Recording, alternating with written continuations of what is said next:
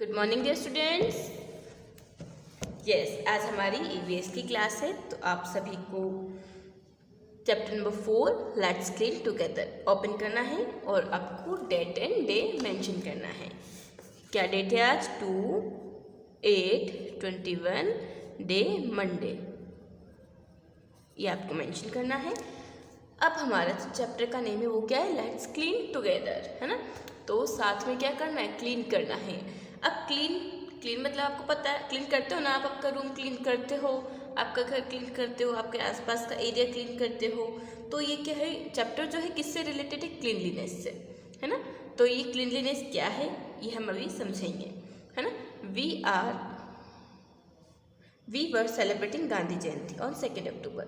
हम सभी सेलिब्रेट करते थे जब स्कूल ओपन थी। गांधी जयंती सभी ने मनाई हुई है ना। कब मनाते हैं? 2 अक्टूबर, है ना। तो हमने जो गांधी जयंती कब मनाते आ रहे हैं? हम हमेशा से 2 अक्टूबर। इन अवर स्कूल, हमारे स्कूल में, on the day the work of cleanliness was going on at all the places under the clean India mission in our country. तो इस दिन क्या होता है, आपको जो गांधी जयंती के दिन क्लीन इंडिया मिशन चलाया था, तो इस दिन क्या होता है? क्लीनलीनेस का जो काम है वो चलता है हर जगह में इंडिया में, है ना। किसके तहत? क्लीन इंडिया मिशन के तहत 2 अक्टूबर को क्लीनलीनेस का काम पूरे इंडिया में चलता है। We were cleaning the school also, हम भी हमारा स्कूल साफ करते अंडर दिस मिशन, इसी मिशन के अंतर्गत। Ganga took part in it with great enthusiasm, जो गंगा ने इसमें बहुत ही उत्साह के साथ भाग लिया। After the completion of cleaning work, Ganga saw that the school was looking very beautiful. जब ये काम कंप्लीट हो जाता है तो गंगा देखती है कि स्कूल कैसा दिख रहा है, बहुत सुंदर दिख रहा है। When Ganga went home, she narrated the entire incident to her mother and also promised to help her in cleaning their home. ये इंसिडेंट जो होता है पूरा, वो उसकी मम्मा को बताती है घर जाके, और प्रॉमिस करती है कि वो हमेशा उसकी मम्मा की हेल्प करेगी क्लीनलीनेस में, उसके घर को साफ करने में। तो ये एक छोटी सी स्टोरी बताई गई है कि जो गांधी जयंती होती है उसमें जो क्लीन इंडिया मिशन के तहत जो होता है पूरे देश में सफाई का काम चलता है। हमने भी हमारा स्कूल साफ़ किया, गंगा ने जो है बहुत उत्साह के साथ भाग लिया, और जब ये कंप्लीट होता है, कंप्लीशन हो जाता है, यानी कि कंप्लीट हो जाता है, तो वो स्कूल को देख के बहुत खुश होती है कि बहुत साफ़ सुथरा और सुंदर लग रहा है। फिर गंगा उसकी मम्मा को जा प्रॉमिस करती है और पूरा इंसिडेंट सुनाती है कि मैं आपकी हमेशा हेल्प करूँगी हमारा होम क्लीन करने में। Think and answer the following. Clean India mission must have been run in your school. Also, you contribute in what type of works list. Clean India mission आपके स्कूल में भी चलाया गया हो, तो आप बताओ आप कैसे हेल्प करते हो। What did you experience by participating in this mission? आपको पार्टिसिपेट करके क्या लगता है? हैप्पीनेस होती है ना। After working under clean India mission, what changes have you made in your habits? Clean India mission के बाद आपने क्या चेंजेस है कि अब आप आपका रूम खुद साफ करने लग गए, बहुत से चेंजेस होते हैं, क्लीनलीनेस मेंटेन करने लग गए, ये सारा। 1 स्टेप टुवार्ड्स क्लीनलीनेस, अब हम पढ़ेंगे एक स्टेप किसकी ओर? एक कदम स्वच्छता की ओर। ये क्या है ना। आप देखेंगे कि डेली जो आपके इधर एक स्वच्छ भारत का इरादा करके जो आता है, जो आपका जितना भी गार्बेज होता है सारा ले जाता है ना, तो वही जो है एक कदम स्वच्छता की ओर है। क्लीन इंडिया मिशन एक कैंप है जो कि इंडियन गवर्नमेंट ने स्टार्ट किया था, नेशनल लेवल पे किया था वो पूरा, और इसका जो मेन एम था कि इंडिया की जो रोड्स है, स्ट्रीट है और पब्लिक प्लेसेस है, यानी कि पूरी कंट्री को क्लीन बनाना। ये जो कैंपेन था ये 2 अक्टूबर यानी कि 2 अक्टूबर 2014 को गांधी जयंती पर लॉन्च किया गया था। इंडियन गवर्नमेंट ने जब, है ना, 2 अक्टूबर 2014 को गांधी जयंती के दिन एक जो कैंपेन लॉन्च किया था, जिसमें था कि उसका मिशन था कि जो रोड्स, स्ट्रीट और जितनी भी जगह अपने इंडिया की सबको क्लीन बनाना था। ओके,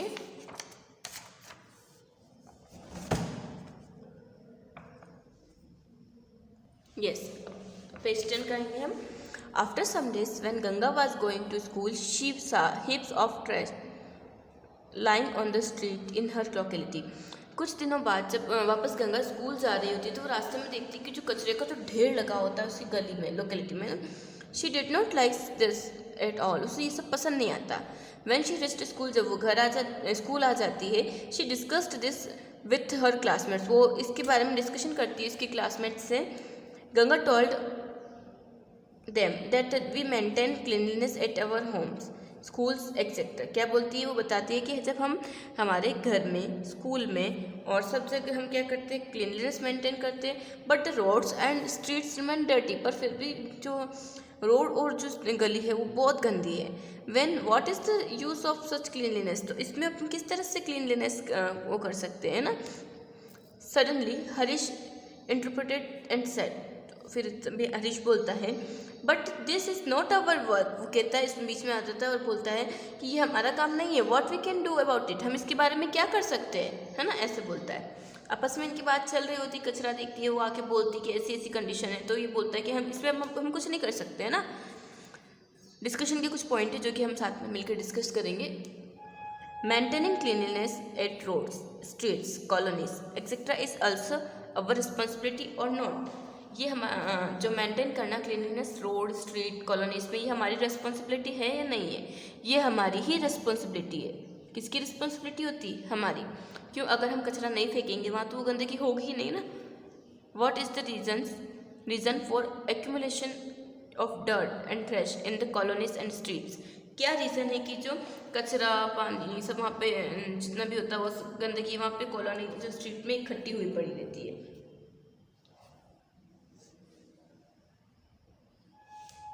क्योंकि पीपल जो है वो केयरफुल नहीं है क्लीनलीनेस के लिए। दे जो क्या करते हैं, वो हमेशा गार्बेज थ्रो कर देते हैं रोड पे। इसी कारण जो होता है ना, तो ये जो कचरा वगैरह वहाँ पे पड़ा रहता है, because people throw garbage on the street.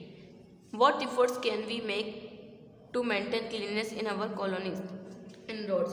हम क्या कर सकते हैं कि हम जो है रोड्स और उस पर क्लीनलीनेस करने के लिए, तो ये जो है हम अपनी नोटबुक में करेंगे। Explore and answer the following.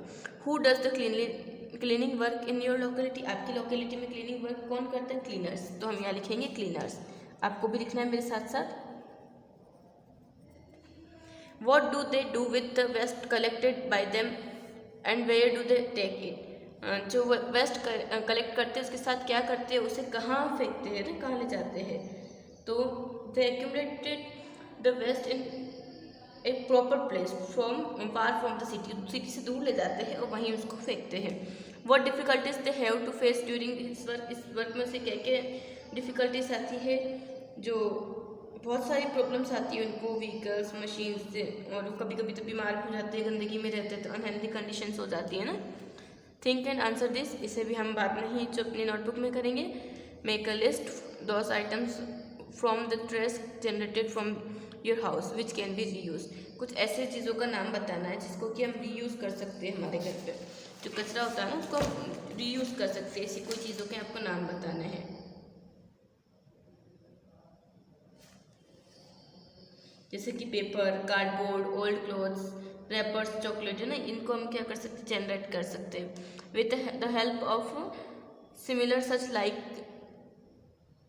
Items like paper, cardboard, bags etcetera. Try to make useful things. इनमें से हाँ, ये आपका आज का होमवर्क है।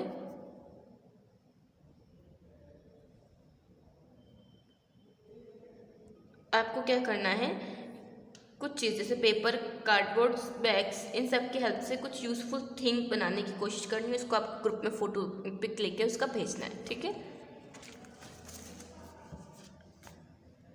Making a dustbin from the empty cardboard boxes used for packing. ये भी आपको होमवर्क में करना है। एक जो वेस्ट कार्डबोर्ड है, इससे आपको, एम्प्टी कार्डबोर्ड जो होता है खाली, उससे आपको डस्टबिन बनाना है। Make duster, ropes, mats from old clothes.